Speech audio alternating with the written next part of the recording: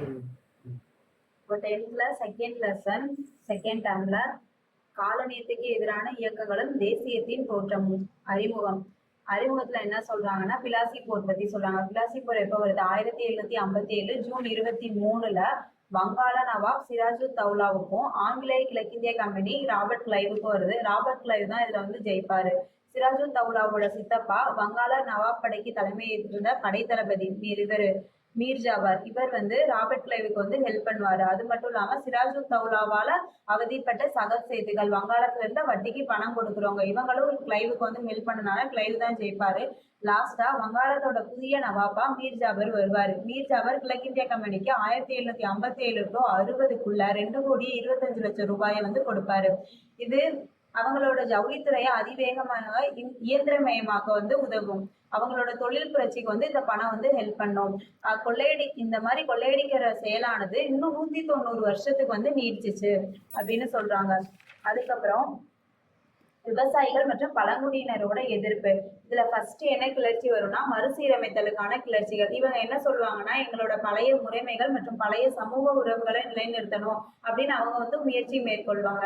ரெண்டாவது சமய இயக்கம். இங்க வந்து சமய தலைவர்கள் சமய சிந்தனையோட அடிப்படையில சமூகத்தை சீரமைப்பதன் மூலம் உள்ளூர் மக்களோட விடுதலைக்காக வந்து போராடுவாங்க. மூணாவது சமூக கொள்கை. இது வந்து அந்தந்த சமூகத்தை சேர்ந்தவங்க வந்து வருவாங்க. இவங்களை வந்து ஆங்கிலேயர்கள் உயர்குடியினர்லாம் குற்றவாளியா பார்ப்பாங்க. ஆனா சமூகத்தை சேர்ந்தவர்கள் இவங்களை வந்து நாயகர்களாகவும் சாதனையாளர்களாகவும் கண்டனர். மக்களோட கிளர்ச்சி. இது தலைவரே இல்லாம திடீர்னு மக்களே வந்து புரட்சி பண்ணுவாங்க. அடுத்து வருவாய் முறையில் மாற்றங்கள். இது என்னன்னா முகலாய வருவாய் அமைப்பை கிழக்கிந்திய கம்பெனி சீரமைத்ததை அடுத்து விவசாயிகளின் நிதி சுமைகள் அதிகரிச்சிச்சு. என்னன்னா ஃபர்ஸ்ட் ஜமீன்தாரு நிலப்பிரபு விவசாயி. இதனால விவசாயி மேல அதிகமான வரிச்சுமை வந்து விழுந்துச்சு. அடுத்து பராசி இயக்கம் வந்து 1818 வங்காளத்துல வரும். இதோட ஹெட்டா ஹாஜி சரியத்துல்லா வராரு.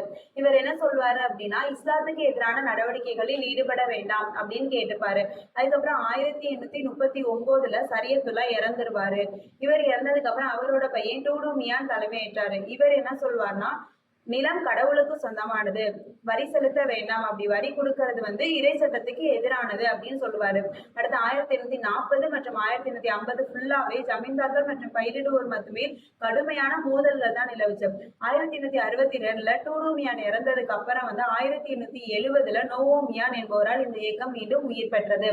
பரஷத்தில் வாகாபி கிளர்ச்சி. இது எங்க வரும்? அதே வங்காளத்துல கிழக்கு பகுதியில இந்த பராசி இயக்கம் நடக்கும். அதே வங்காளம் பரஷத் பகுதியில இந்த வாகாபி கிளர்ச்சி நடக்கும். 1827 நடக்கும். இதோட ஹெட்டா இஸ்லாமிய மத போதகர் டீடுமீர் வருவாரு. இது வந்து ஆங்கிலேய ஆட்சிக்கும் நிலப்பிரபுகளுக்கும் எதிராக துவங்கப்பட்டதுதான் இந்த கிளர்ச்சி. இதுல ஜமீன்தாருக்கு ஆப்போசிட்டா எல்லாமே இவர் வந்து பண்ணுவாரு. ஜமீன்தார்கள் எல்லாமே இந்துக்களா இருந்தனால இதுக்கு வந்து இந்திய எதிர்ப்பு சாயம் வந்து பூசிடுவாங்க. 1831 நவம்பர் 6 புர்னியா நகர்ல முதல் பெரும் தாக்குதல் நடத்தப்பட்டது. அப்போ வந்து இவன் வந்து விடுதலை பெற்றதாக அறிவிச்ச உடனே ஆங்கிலேயர்கள் 50 பேரை கூட்டிட்டு வந்து டீடுமீரை வந்து கொன்றுவாங்க. லாஸ்டா பழங்குடியினரோட கிளர்ச்சி. இதுல வந்து பழங்குடியினர் கிளர்ச்சியில ஃபர்ஸ்ட் கிளர்ச்சி கோல் கிளர்ச்சி 1831 to 32 வரும். ஜார்க்கண்ட் மற்றும் ஒடிசா இந்த பகுதிகளில் சோட்டாநாகூர் மற்றும் சிங்பூம் இந்த இடத்துல 1831 to 32 நடந்த மிகப்பெரிய பழங்குடியினர் கிளர்ச்சி தான் இந்த கோல் கிளர்ச்சி. இது பின்ராய் மற்றும் சிங்ராய் தலைமையில நடக்கும். சோட்டாநாகூர் பகுதியோட அரசர் வருவாய் வசூலிக்கிற பணியை வட்டிக்கு பணம் கொடுப்பான். அவன் அதிகமா வட்டிக்கு கடன் கொடுத்தல், பழங்குடியினரை கட்டாயப்படுத்தி அவங்களோட பகுதியிலிருந்து வெளியேற்றுதல், இந்த மாதிரி வேலை எல்லாம் செய்வாங்க. இதனால கோல் இனத்தவர்கள் என்ன செய்வாங்க? மேளங்களை முழங்கியும் அம்புகளை எய்தும் வெளியாட்களை வெளியேற செய்யும் எச்சரிக்கைகளை செய்து பல வழிகளில் பழங்குடியின தலைவர்கள் தங்கள் கிளர்ச்சி பற்றிய செய்தியை பரப்பினர். லாஸ்டா ஆங்கிலேயர்கள் வந்து இவங்களை ரொம்ப வன்முறையா அடக்கி இந்த கிளர்ச்சி வந்து அடக்கிடுவாங்க. சாந்தலர்களின் கிளர்ச்சி.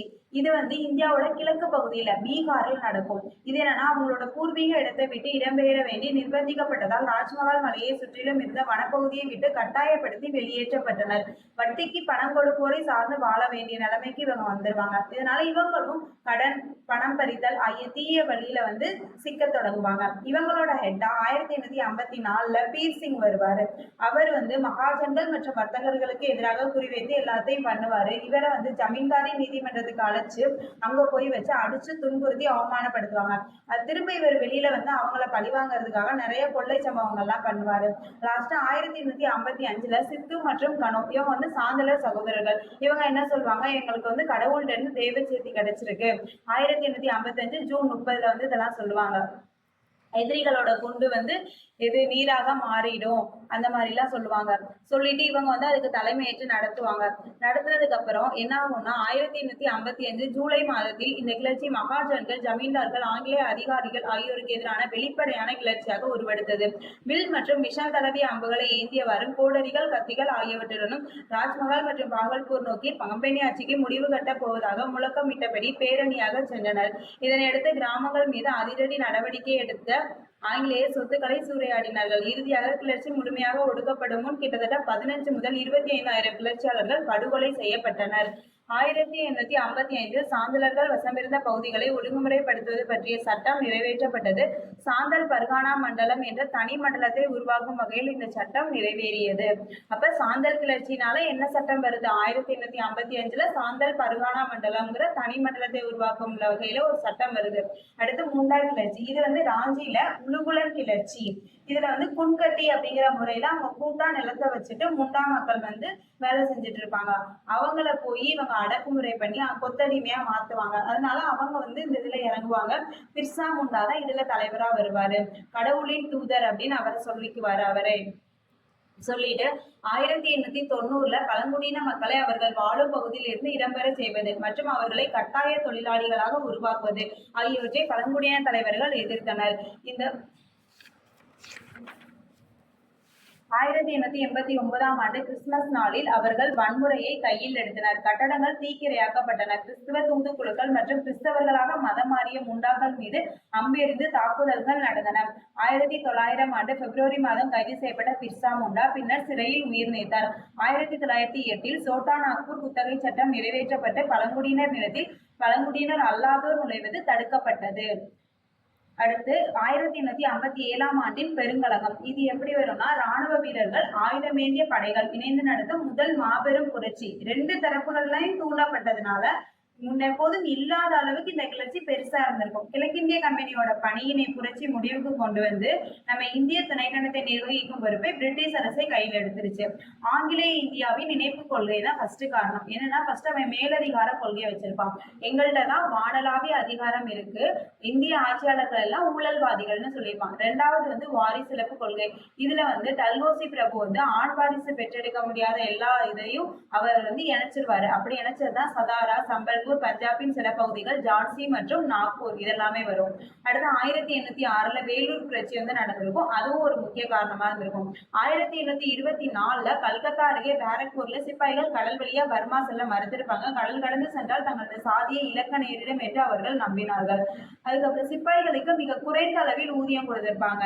அவங்கள வந்து இனக்குறியிடப்பட்டு ரொம்ப அவமதிச்சிருப்பாங்க. முக்கியமா 1857 புரட்சிக்கு முதல் காரணம் என்னன்னா, அந்த என்ஃபீல்டு ரக துப்பாக்கி. அதோட தோட்டாக்கள் வந்து கொழுப்பு தடவி இருக்கும். அந்த கொழுப்பு வந்து பன்றி அல்லது பசுவோட கொழுப்புன்னு சொல்லுவாங்க. இதனால இந்துக்களும் இஸ்லாமியர்களும் இதுல வந்து பிரச்சனையில ஈடுபட்டிருப்பாங்க. 1857 மார்ச் 29 மங்கள் பாண்டே அப்படிங்கிற பெயர் கொண்ட சிப்பாய் தனது ஐரோப்பிய அதிகாரியை தாக்கினார். கைது செய்ய உத்தரவிட்டும் சக சிப்பாய்கள் வந்து செய்ய மாட்டாங்க. அதனால அவர் என்ன, அவங்களே இழுத்துட்டு போய் நீதிமன்றத்துல ஆஜர்படுத்தி தூக்குல போட்டுருவாங்க. அதுக்கப்புறம் வந்து எங்கெல்லாம் பரவும்னா, அம்பாலா, லக்னோ, மீரட் இந்த இடத்துல எல்லாம் ராணுவ குடியிருப்பு பகுதிகளில் வந்து நிறைய பிரச்சனை நடக்கும். 1857 மே 11 மீரட் டு செங்கோட்டை எல்லாரும் வந்து அணிவகுத்து போய் 2ஆம் பகதூர் ஷாவை வந்து தலைவரா வந்து உட்கார வைப்பாங்க. ஆனா அவர் வந்து நிறைய தயக்கத்துக்கு அப்புறம் தான் அந்த மாமன்னர் பதவியை வந்து ஏற்பாரு. அதனை அடுத்து விரைவாக வடமேற்கு மாகாணம் மற்றும் அயோத்தி பகுதிகள் கிளர்ச்சியாளர்கள் கைப்பற்றினார்கள். தில்லி வீழ்ச்சி அடைந்தது பற்றிய செய்தி கங்கை நதி பள்ளத்தாக்கை எட்டியவுடன் ஜூன் மாத தொடக்கம் வரை ஒவ்வொரு ராணுவ குடியிருப்பு பகுதியிலும் கிளர்ச்சிகள் நடந்தன. வட இந்தியாவில் குறிப்பாக பஞ்சாப் மற்றும் வங்காளத்தை தவிர ஆங்கிலேய ஆட்சி காணாமல் போனது. வடமேற்கு மாகாணம், அயோத்தி இங்க இருந்தவங்க தான் வந்து நிறைய வந்து சிப்பாய்களா இங்க இருப்பாங்க. அங்கதான் கிளர்ச்சியும் வந்து நிறையவே வந்திருக்கும் அப்படின்னு சொல்லுவாங்க. தாலுக்தார் விவசாய கூட்டணி என்பது தாங்கள் இழந்ததை மீட்கும் ஒரு பொது முயற்சியாகவே கருதப்பட்டது அப்படின்னு சொல்றாங்க. அதுக்கப்புறம் என்ன ஆகுது, கடைசி பேஷ்வா மன்னரான இரண்டாவது பாஜிராவோட தத்து பிள்ளை தான் நானா சாஹிப். இவர் வந்து கான்பூர்ல நடந்த கிளர்ச்சிக்கு தலைவரா இருப்பாரு. அதுவும் இல்லாம அவருக்கு வந்து ஓய்வூதியம் தர வந்து இந்த கம்பெனி மறுத்திருக்கும். லக்னோல நடந்த புரட்சிக்கு தலைவரா இருக்கிறது யாருன்னா பேகம் அஷ்ரத் மஹால். பரேலியில் உள்ளதுக்கு கான் பகதூர். இவங்க எல்லாமே வந்து பொறுப்பேற்று நடத்திட்டு இருப்பாங்க. 1857 புரட்சியோட முக்கிய அத்தியாயமே அந்த கான்பூர் படுகொலை தான். என்னன்னா நானா சாஹிப்க்கு கீழே ஆங்கிலேய கம்பெனி படைகள் ராணுவ வீரர்கள்லாம் சரணடைஞ்சிருப்பாங்க. இவங்களை பத்திரமா அலகாபாத் அனுப்பி வைக்கிறேன்னு சொல்லி படகுல ஏத்தி அவர் வந்து தீயிட்டு கொளுத்தி கொன்றுவாங்க. அதனால ஹக்வீலர் வந்து இறந்துருவாரு. இதனாலதான் இந்த பிரச்சனை இன்னும் பெருசாகும். இந்த கிளர்ச்சியின் மற்றொரு முக்கிய தலைவராக ஜான்சியோட ராணி லட்சுமிபாய் திகழ்ந்தார். அவரது விஷயத்தில் வங்காளத்தின் தலைமை ஆளுநரான டல்கோசி பிரபு லட்சுமிபாயோட கணவர் மறைஞ்சதுக்கு அப்புறம் இவரை வந்து ஒரு ஆண் வாரிசை தத்தெடுத்துக்க வந்து மறுத்திருப்பாரு. ராணி லட்சுமிபாய் தாம் வீடும் வரை ஆங்கிலேயரை எதிர்த்து போராடினாங்க. பகதூர் ஷா ஜாபர், கன்பர் சிங், கான் பகதூர், ராணி லட்சுமிபாய் இவங்க எல்லாருமே 1857 புரட்சியில முக்கியமா போராடி இருப்பாங்க. கிளர்ச்சி வந்து அடக்கி இருப்பாங்க. அப்புறம் 1857 ஜூன் மாத தொடக்கத்தில் டெல்லி, மீரட், ரோஹில்கண்ட், ஆக்ரா, அலகாபாத் மற்றும் பனாரஸ் ஆகிய மண்டலங்களின் படைகள் ஆங்கிலேயரின் கட்டுப்பாட்டின் கீழ் கொண்டுவரப்பட்டு கடுமையான ராணுவ சட்டம் அமல்படுத்தப்பட்டது. சட்டத்தின்படி நடவடிக்கை எடுக்காமல் இந்தியர்களின் வாழ்க்கை பற்றி முடிவெடுத்த அவர்களின் வாழ்வை பறிக்கும் அதிகாரம் ஆங்கிலேய அதிகாரிக்கு வழங்கப்பட்டது. 1858 இந்தியாவில் இருந்த லண்டன் டைம்ஸ் பத்திரிகையின் செய்தியாளர் வில்லியம் ஹோபர்ட் ரசஸ் அலகாபாத்திலிருந்து கான்பூர் வரை கர்னல் நீலோட ஆணைகளின்படி அணிவகுத்து சென்றப்போ எதிர்த்தாப்புல வந்த எல்லாரையுமே இவங்க வந்து கொண்டிருக்காங்க. கொன்னதுக்கு அப்புறம் 1857 ஆண்டு இது பெரும்புரட்சி ஏன் தோல்வி அடைஞ்சிச்சு அப்படின்னா, நம்ம அரசர்கள், ஜமீன்தார்கள் எல்லாருமே ஒதுங்கி இருப்பாங்க. பெரும்பாலும் அவர்கள் 5ஆம் படையாக செயல்பட்டனர். கிளர்ச்சியில் ஈடுபட்டவர்களும் குறைந்த அளவே ஆயுதங்கள் மற்றும் வெடிபொருட்கள் கிடைத்தோ அல்லது கிடைக்காமலோ இருந்தனர். ஆங்கில அறிவு பெற்ற நடுத்தர வகுப்பும் கிளர்ச்சிக்கு ஆதரவு தெரிவிக்கவில்லை. மத்திய தலைமை இல்லாததும் கிளர்ச்சி தோல்வியடைய முக்கிய காரணமாக அமைந்தது. ஆங்கிலேய ராணுவம் கிளர்ச்சியை கடுமையாக ஒடுக்கியது. ஆயுதங்கள் கிடைக்கப்பெறாமை, அமைப்பாற்றல் இன்மை, ஒழுக்கமின்மை, உதவியாளர்களால் காட்டி கொடுக்கப்பட்டது ஆகிய காரணங்களால் கிளர்ச்சி தலைவர்கள் தோல்வி அடைந்தனர். 1857 ஆண்டின் பிற்பகுதியில் டெல்லி ஆங்கிலேய துருப்புகளால் கைப்பற்றப்பட்டது. சிறைபிடிக்கப்பட்ட இரண்டாம் பகதூர் ஷா பர்மாவுக்கு கொண்டு செல்ல இந்தியா ஆங்கிலேய அரசு காலனியாக மாறுதல். 1858 நவம்பர் 1ஆம் ஆண்டு விக்டோரியா மகாராணி பேரறிக்கை வந்து வெளியிடுவாங்க. இது மூலமா இந்தியா வந்து ஆங்கிலேய அரசோட ஒரு காலனியா வந்து மாறிடும். விக்டோரியா அரசியார் செய்த அறிவிப்பில் பாரம்பரிய நிறுவனங்கள் மற்றும் மதம் தொடர்பான விஷயங்களில் ஆங்கிலேய அரசு தலையிடாது என்று தெரிவித்தார். அரசு பணிகளில் இந்தியர்கள் சேர்த்துக் கொள்ளப்படுவார்கள் என்றும் உறுதிமொழி கூறப்பட்டது. இந்திய ராணுவத்தின் கட்டமைப்பில் 2 முக்கிய மாற்றங்கள் செய்யப்பட்டன. இந்தியர்களின் எண்ணிக்கை வெகுவாக குறைக்கப்பட்டது. முக்கியமான பதவிகள் மற்றும் பொறுப்புகள் வகிப்பதிலிருந்து இந்தியர்கள் விலக்கி வைக்கப்பட்டனர். காலாட்படையின் கட்டுப்பாட்டை எடுத்துக்கொண்ட ஆங்கிலேயர் அவற்றுக்கு ஆளெடுக்கும் முயற்சியை இதர பகுதிகளுக்கும் 1857 ஆண்டின் கிளர்ச்சியின் போது ஆங்கிலேயருக்கும் விசுவாசமாக இருந்த சமூகங்களுக்கும் மாற்றினார்கள். உதாரணமாக ராஜபுத்திரர்கள், பிராமணர்கள், வட இந்திய முஸ்லிம்கள் ஆகியோரை விலக்கி வைத்த ஆங்கிலேயர் கூர்க்காக்கள், சீக்கியர்கள், பதான்கள் போன்ற இந்து அல்லாத குழுக்களுக்கு முக்கியத்துவம் கொடுத்தனர். பிரிட்டிஷ் ஆட்சியின் கீழ் விவசாயிகளின் கிளர்ச்சிகள். கருநீலச்சாய இண்டிகோ கிளர்ச்சி 1859 to 1860. இது என்ன ஆகும்னா, நம்ம விவசாயிகளை வந்து அவங்க அதிகமா வந்து ரொக்க பணமா கொடுத்து அவங்களோட நிலத்துல 20ல் 3 பங்கு அந்த இண்டிகோ வந்து பயிரிட சொல்லுவாங்க. லாஸ்டா அந்த பணத்தை அவங்க வட்டியோட திரும்ப கொடுக்கணும். ஆனா அவங்களுக்கு கிடைக்கிற லாபம் வந்து ரொம்ப கம்மியா இருக்கும். இதனால விவசாயிகள் வந்து கடன்லே பிறந்து கடன்லே வாழ்ந்து கடனே வந்து அவங்களோட சந்ததிக்கு வந்து விட்டுட்டு போவாங்க. இதான் இதுக்கான முதல் எதிர்ப்பு எங்க நடக்கும்னா, வங்காளத்தோட நடியா மாவட்டத்துல ஒரு கிராமத்தை சேர்ந்த விவசாயிகள் இனி இண்டிகோ பயிரிட மாட்டோம் அப்படின்னு ஃபர்ஸ்ட் எதிர்ப்பாங்க. இந்த இண்டிகோ கிளர்ச்சியை பத்தி உலகம் ஃபுல்லா தெரிய வச்சது யாரு அப்படின்னா, அந்த நீல் தர்பன் இண்டிகோவின் கண்ணாடி அப்படிங்கிற ஒரு தலைப்புல ஒரு நாடகத்தை எழுதி தீனபந்து மித்ரா தான் இதை வந்து எல்லாருக்கும் தெரிய வைப்பாங்க. அதுக்கப்புறம் தான் வந்து இண்டிகோ விவசாயம் வங்காளத்தில் பெரும் வீழ்ச்சி கண்டது. 19ஆம் நூற்றாண்டின் இறுதியில் இயற்கையான இண்டிகோ சாயத்துக்கான தேவைகள் சரிந்து உலகம் முழுவதும் செயற்கையான நவீன நீல சாயங்கள் பயன்பாட்டுக்கு வந்துருச்சு. தக்கான கலவரம் 1875. இது எங்க நடக்கும்? பூனா அருகே உள்ள சூபா அப்படிங்கிற கிராமத்துல ஃபர்ஸ்ட் வரும். பூனா மற்றும் அகமது நகர் இந்த பகுதிகளில் சுமார் 30 கிராமங்கள்ல இதே போன்ற கலவரங்கள் ஏற்பட்டதாக பதிவாகியது. முக்கியமா குஜராத்ல வட்டிக்கு பணம் வழங்குவோரை குறிவைத்து தான் இந்த கலவரங்கள் பெரும்பாலும் அரங்கேறின. இதுதான் தக்கான கலவரம். அடுத்து மானிடவியலாளர் கேத்லின் கவ் என்ன சொல்வார்னா, முகலாய வரி வசூலிச்சதை விட இந்த ஆங்கிலேயர்கள் வந்து அதிகமா வரி வசூல் செய்யறாங்க அப்படின்னு சொல்லுவாரு. அதுக்கப்புறம் ரணஜித் குஹா என்ன சொல்லுவாரு, விவசாயிகளோட பிரச்சனை வந்து ஆங்கிலேயரோட ஃபர்ஸ்ட்ல இருந்து லாஸ்ட் வரைக்கும் இன்க்ரீஸ் தான் ஆகிட்டே போச்சு அப்படின்னு சொல்லுவாரு. அடுத்து இந்திய தேசிய காங்கிரஸ் நிறுவப்படுதல். இது எப்போ வரும்னா 1885 தான் இந்திய தேசிய காங்கிரஸ் வரும். காலனி ஆட்சி பற்றிய பொருளாதார விமர்சனத்தை உருவாக்குவதே தொடக்க கால இந்திய தேசியவாதிகளின் பங்களிப்புகளில் முக்கியமான ஒன்றாக இருந்தது. இந்தியா பொருளாதார ரீதியாக கட்டுப்படுத்தப்பட்டதோடு பிரிட்டனின் தொழிற்சாலைகளுக்கு மூலப்பொருட்களை அனுப்பும் ஒரு அனுப்புனராக இந்தியா மாற்றம் பெற்றது. ஒரே நேரத்தில் பிரிட்டிஷாரின் மூலதனத்தை முதலீடு செய்யவும் ஆங்கிலேய உற்பத்தி பொருட்களை கொண்டு சேர்க்கும் ஒரு சந்தையாகவும் இந்தியா உருவானது. இந்தியாவுக்கு எந்தவித ஆதாயமும் இன்றி இந்தியாவிலிருந்து பிரிட்டனுக்கு தொடர்ந்து வளங்களை பரிமாற்றம் செய்யும் விதமாக காலனி ஆட்சியின் கீழ் பொருளாதாரம் அமைந்தது. இதுவே வளங்களின் சுரண்டலாக செல்வ சுரண்டல் அறியப்பட்டது. இந்த செல்வ சுரண்டலை பத்தி 3 பேர் சொல்லுவாங்க. தாதாபாய் நவ்ரோஜி, நீதிபதி ரானடே, ரோமேஷ் சந்திர தத். இவங்க வந்து என்ன சொல்றாங்க, காலனி ஆட்சியின் பொருளாதாரம் பற்றி இந்த விமர்சனத்தை செய்வதில் முக்கிய பங்காற்றினாங்க. அதுக்கப்புறம் குறிக்கோள்கள் மற்றும் வழிமுறைகள் என்னன்னா, இந்திய தேசிய காங்கிரஸ் உருவாக்குறதுக்கு ரொம்ப ஹெல்ப் பண்ணது யாருன்னா ஏவோ ஹிம். அதோட தலைவரா ஃபர்ஸ்ட் யாரு வருவா, உமேஷ் சந்திர பானர்ஜி. 1885 டிசம்பர் 28 தான் இந்திய தேசிய காங்கிரஸோட முதல் அமர்வு வரும். இவங்களோட குறிக்கோள்கள் தான் இது. மாகாண மற்றும் மத்திய அளவில் சட்ட மேலவைகளை உருவாக்குவது, சட்ட மேலவைகளுக்கு தேர்ந்தெடுக்கும் உறுப்பினர்களின் எண்ணிக்கையை அதிகரிப்பது, நிர்வாகத் துறையிலிருந்து நீதித்துறையை பிரிப்பது, இராணுவ செலவுகளை குறைப்பது, உள்நாட்டு வரிகளை குறைப்பது, நீதிபதி மூலமாக விசாரணையை விரிவு செய்வது, ஒரே நேரத்தில் இந்தியாவிலும் இங்கிலாந்திலும் ஆட்சி பணி தேர்வுகளை நடத்துவது, காவல்துறை சீர்திருத்தங்கள், வனச்சட்டத்தை மறுபரிசீலனை செய்தல், இந்திய தொழிற்சாலைகளின் மேம்பாடு மற்றும் முறையற்ற கட்டணங்கள் மற்றும் கலால் வரிகளை முடிவுக்கு கொண்டு வருவது, இந்திய சமூகத்தின் உயரடுக்குகள் மற்றும் பெருமளவிலான பொதுமக்களிடையே உள்ள ஆர்வங்களில் இடைவெளி அதிகமாக இருப்பதை இவை காட்டுகின்றன. வறுமை பற்றிய கேள்வி. இந்தியாவில் வளர்ச்சி குறைவாக இருப்பதற்கும் வறுமை அதிகரிப்பதற்கும் பொருளாதார சுரண்டலை முக்கிய காரணம் அப்படின்னு சொல்றாங்க. அதுக்கப்புறம் வங்க பிரிவினை எப்ப நடக்கும்னா 1905. அப்ப 1899 இந்தியாவோட அரச பிரதிநிதியா கர்ஷன் பிரபு வருவாரு. இந்திய அறிவாளர்கள் மூலமாக பஞ்சம் மற்றும் பிளேக் பிரச்சனைகளை கையாள்வதை விடுத்து உள்ளாட்சி அமைப்பு, உயர்கல்வி நிறுவனங்களின் தன்னாட்சி ஆகியவற்றை குறைத்து மதிப்பிடுவது மற்றும் பத்திரிகை சுதந்திரத்தை தடுப்பது ஆகிய அடக்கியாளும் நடவடிக்கைகளை கர்ஷன் பிரபு கையாண்டார். 1905 வங்க பிரிவினை நடக்கும். அதுக்கான முக்கிய காரணம்னா இந்துக்களையும் முஸ்லிம்களையும் பிரிக்கணும். அதான் இவங்களோட காரணமா இருந்துச்சு. ஆனா அவங்க வெளிப்படை என்ன சொல்லுவாங்கன்னா, வங்காளிகள் ஆதிக்கத்தை கட்டுப்படுத்தி தேசியவாத இயக்கத்தை வலுவிழக்க செய்வதே வங்க பிரிவினைக்கான நோக்கம் அப்படின்னு ஓப்பனா வந்து சொல்லுவாங்க. இது மட்டும் இல்லாம வங்காள மொழி பேசுற மக்களை ஒரு மொழி சிறுபான்மையினரா குறைக்கணும் அப்படிங்கிற இத கர்ஷன் பிரபு வந்து சொல்லுவாரு. அப்புறம் என்ன ஆகும்னா, இது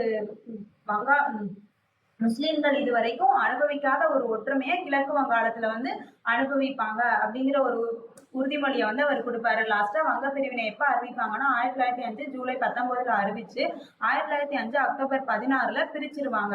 அப்பதான் வந்து துக்க நாளா இவங்க அறிவிச்சிருவாங்க. கங்கையில புனித நீராடி வந்தே மாதிரம்ங்கிற பாடலை பாடியபடி கல்கத்தாவோட சாலையில எல்லாரும் அணிவகுத்து போவாங்க.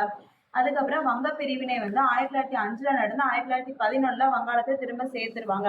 என்னென்ன நடக்கும் அதுக்கு இடையிலனா, மிதவாத போக்கு, ஆக்கப்பூர்வ சுதேசி, தீவிர தேசியவாதம், புரட்சிகர தேசியவாதம் இதெல்லாமே வரும். மறைமுகமா என்ன எதிர்ப்பு நடக்கும்னா 1906 சுதேசி இயக்கம் மாற்றுப்பாதையில செல்ல துவங்கும்.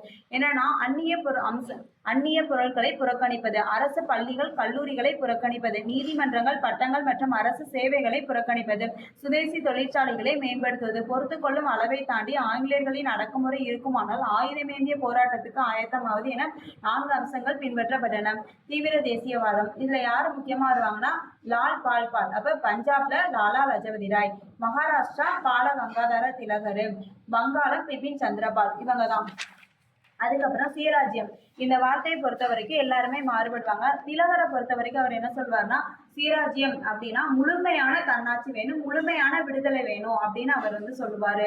அப்புறம் தன்னாட்சி இயக்கம்னா ஹோம் ரூல் 1916 to 18.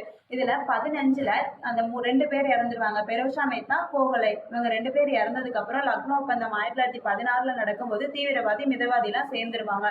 1916 ஏப்ரல்ல திலகர் வந்து தன்னாட்சி இயக்கத்தை கொண்டுவாரு. செப்டம்பர்ல அன்னி-பெசன்ட் வந்து தன்னாட்சி இயக்கத்தை கொண்டு வர்றாங்க. தன்னாட்சி இயக்கத்தோட குறிக்கோள் என்னன்னா, அரசியலமைப்பு வழிகளை பயன்படுத்தி பிரிட்டிஷ் பேரரசிற்குள் தன்னாட்சியை அடைவது. தன்னாட்சி பகுதி டொமினியன் என்ற தகுதியை அடைவது. ஆஸ்திரேலியா, கனடா, தென்னாப்பிரிக்கா மற்றும் நியூசிலாந்து ஆகியவற்றுக்கு பின்னர் இந்த அரசாட்சி சாராத நிலை வழங்கப்பட்டது. அவர்களின் இலக்குகளை அடைய வன்முறை அல்லாத அரசியல் சாசன வழிமுறைகளை கையாள்வது. தன்னாட்சி, அதாவது தேசிய தன்னுறுதி அடிப்படையில் தன்னாட்சியை இந்தியா கோர வேண்டும். இதான் அன்னி பெசன்ட் சொல்லியிருப்பாங்க. லக்னோ ஒப்பந்தம் 1916 மிதவாதி தீவிரவாதி 2 பேரும் சேர்ந்துருவாங்க.